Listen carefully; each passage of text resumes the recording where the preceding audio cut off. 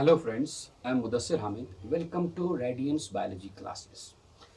पिछले video tutorial में हमने बात की थी प्रोटोजोन डिजीज़ की। उसमें हमने फोकस किया था मलेरिया पर, right. And in this video tutorial we will be discussing about helminthic diseases and the focus will be on ascariasis, right. तो पहले तो हम बात करेंगे हेलमिंथिक पैरासाइट्स क्या होते हैं। Helminthic parasites are those animals which are included in two phyla of the animal kingdom. First one is phylum platyhelminthes. Phylum platyhelminthes में हम रखते हैं फ्लैट वर्म्स को, like flukes, tapeworms, planaria etcetera. दूसरा phylum है phylum nemathelminthes which is also known as phylum nematoda और aschelminthes. This phylum consists of roundworms like Ascaris lumbricoides, right? This Ascaris lumbricoides is a monogenetic parasite. मतलब ये हुआ कि ये अपना life cycle सिर्फ एक होस्ट के अंदर कंप्लीट करता है, and that host is the human body, right? It is an intestinal parasite, that is, it lives inside the intestines of human body. We will discuss about the life cycle of this Ascaris lumbricoides and then the symptoms of the disease Ascariasis. Okay, let us start here. इंसान की body में अगर Ascaris lumbricoides है तो definitely adult Ascaris will be there. It can either be a male or a female. Male female मैं इसलिए बोल रहा हूँ क्योंकि कुछ पैरासाइट्स, कुछ हेलमिंथिक पैरासाइट्स बाइसेक्सुअल होते हैं, हर्माफ्रोडाइट होते हैं. But here, Ascaris lumbricoides is not a bisexual animal. It is a monosexual animal. Male अलग से होगा, female अलग से होगा. So males produce sperms, while as females produce ova inside the intestines of the humans, right? Intestines के अंदर ही fertilization होगा और fertilized eggs बनेंगे. ये fertilized eggs fecal matter के साथ बाहर आएंगे और बाहर के environment में soil के अंदर these fertilized eggs inside the fecal matter will be converted into the first juvenile stage. इस पहले juvenile stage को हम rhabditiform larva भी बोलते हैं. It is the first molt of the Ascaris lumbricoides, right? लेकिन ये तब होगा जब हम open defecation करेंगे, right? If open defecation is done, the fecal matter will mix with the soil and this first juvenile stage, that is rhabditiform larva, it resides in the soil.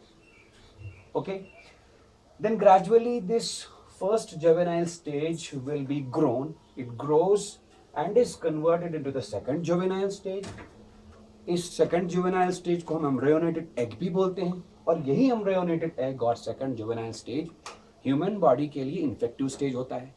मतलब ये हुआ कि अगर एक इंसान सॉइल के साथ काम कर रहा है, इसके हैंड्स, इसके हाथ कंटामिनेट हो गए, या अगर सॉइल से कोई वेजिटेबल निकाला, उस वेजिटेबल को बिना धोए खाया, कंटामिनेटेड वेजिटेबल खाया, कंटामिनेटेड ईटेबल खाया, तो ये second juvenile stage embryonated egg इसकी बॉडी के अंदर चला गया, आइदर बाय कंटामिनेटेड हैंड्स और by contaminated food items. This embryonated egg is swallowed by the human being. Swallow करने के बाद ये सेकंड जुवेनाइल स्टेज और एम्ब्रियोनेटेड एग इंसान के इंटेस्टाइन्स में पहुंच गया. इंटेस्टाइन्स में पहुंचने के बाद क्या क्या काम करेगा? ये इंटेस्टाइनल वॉल को बोर करता है. बोर करने का मतलब ये है कि इंटेस्टाइनल वॉल में छेद करता है और उसी छेद से ये, उसी पोर से ये इंटेस्टाइनल वॉल के अंदर जो कैपिलरीज होती हैं, ब्लड कैपिलरीज, उनमें पहुंच जाता है. Those blood capillaries will transport the blood along with this second juvenile stage into the hepatic portal vein. और hepatic portal vein इस ब्लड को, जिसमें अब second juvenile stage of Ascaris है, उस ब्लड को लीवर के अंदर ट्रांसपोर्ट कराएगा. लीवर से ये बाहर निकल के हिपैटिक वेन में आएगा. Hepatic vein transports that blood to the inferior vena केवा.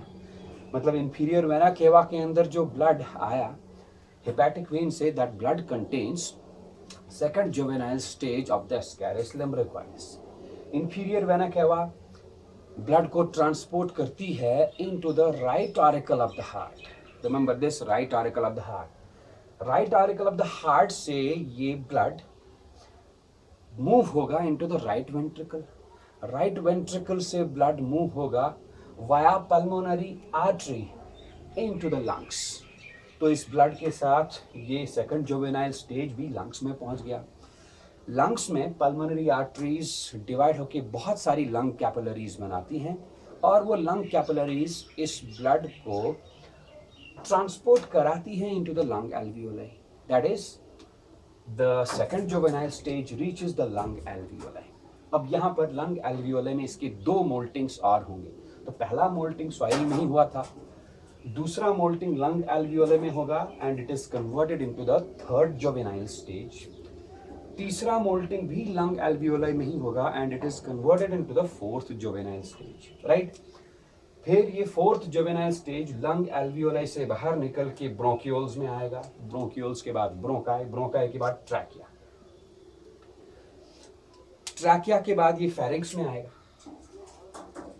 जैसे ये फेरिंक्स में आएगा तो इंसान को थोड़ी सी खांसी होगी, he will feel irritated and खांसने के साथ साथ it will come to reside in the esophagus. As soon as it is transported to the esophagus, इंसान इसको फिर से swallow कर सकता है या बाहर फेंक सकता है, मुंह से ये बाहर आएगा। लेकिन अगर फिर से swallow किया तो it reaches stomach. स्टमक के बाद ये इंटेस्टाइन्स में वापस पहुंचा। इंटेस्टाइन्स में लास्ट वाला molt that is fourth molting होगा और फोर्थ मोल्टिंग से ये जुवेनाइल स्टेज, जो अब फोर्थ या फिफ्थ जुवेनाइल स्टेज में बोल सकता हूँ, it will be converted into young worms and finally the young worms are grown, fully grown into adult Ascaris lumbricoides in the intestines of the human beings. इस तरह इसका ये life cycle complete हो गया, राइट। इस life cycle में एक दो पॉइंट याद रखने के लिए हैं। पहला पॉइंट ये हुआ कि इंसान को इन्फेक्शन कौन से स्टेज से होता है। You have to remember this that the second juvenile stage, that is embryonated egg, is the infective stage for the humans. And first stage जो होगा, जब fecal matter में ये बाहर आएगा, पहला stage जो बनेगा that will be the rhabditiform larva और first juvenile stage, right? सबसे ज़्यादा मोल्टिंग्स कहाँ होती हैं? लंग्स के अंदर, लंग एल्वियोलाई के अंदर दो मोल्टिंग्स होती हैं। ये मोल्टिंग कौन कौन सी होती है? It is second molting and third molting and last molting occurs inside the intestines, जिसकी वजह से ये कन्वर्ट होगा into the final fully formed worm, right. इस तरह इसका लाइफ साइकिल कंप्लीट हो गया, ठीक है। अब थोड़ा सा एस्कैरियोसिस की सिम्टम्स के बारे में।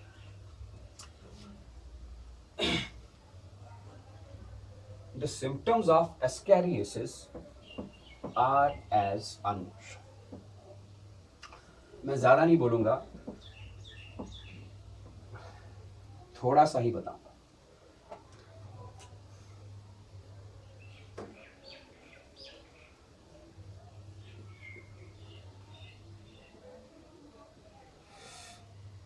सबसे पहला सिम्टम आप लिखेंगे, it can lead to intestinal bleeding.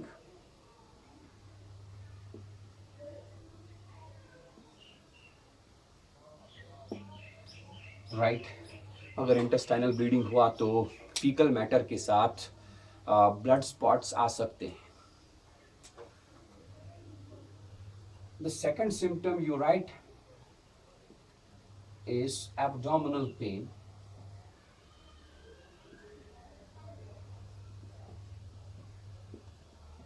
Anaemia हो सकता है, अगर इंटेस्टाइनल ब्लीडिंग ज़्यादा हुआ तो एनीमिया भी हो सकता है क्योंकि ब्लड लॉस हो रहा होगा। And fever is also prevalent in ascariasis. अगर वर्म्स की पॉपुलेशन इंटेस्टाइन्स में ज़्यादा होगी तो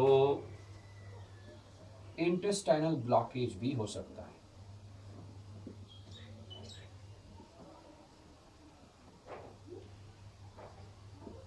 That is why doctors usually advise us to take medicines every 6 months such that the worms, if present in the intestines, they are removed out along with the fecal matter. Okay. The second helminthic parasite here which I want to explain a bit is filarial worm. और ये filarial worm इंसान में एक disease cause कराता है. The disease is known as filariasis. फिलारियसिस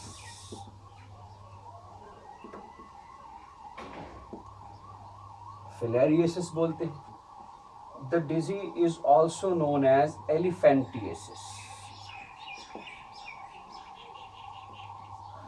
So this disease is caused by filarial worm. ये जो filarial worm है, it is zoologically named as Vaucheria. एक दो स्पीशीज हैं इसके.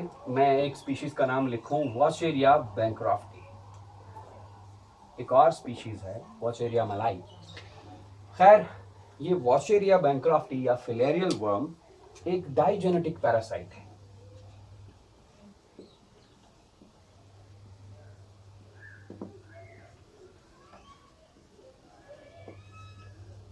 मैंने पिछले वीडियो ट्यूटोरियल में भी डाइजेनेटिक पैरासाइट के बारे में बोला है. Digenetic parasites are those parasites which complete their life cycle in two hosts. इसकी दो host. The primary host is man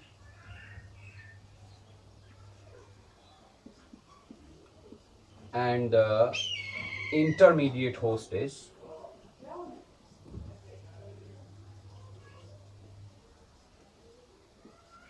mosquito. Female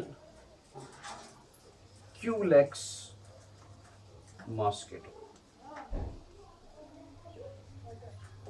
Right? Female culex mosquito या कभी कभार फीमेल अनाफिलिस मॉस्किटो भी इसको कैरी करता है to the human body. Once it enters the human body, जब female culex mosquito human body को बाइट करेगा तो it injects this filarial worm into the human body, human blood. Human blood से ये एस्केप करके चला जाता है into the lymphatic fluid of humans, and it goes and resides, stores itself. It resides in lymph nodes and lymphatic vessels.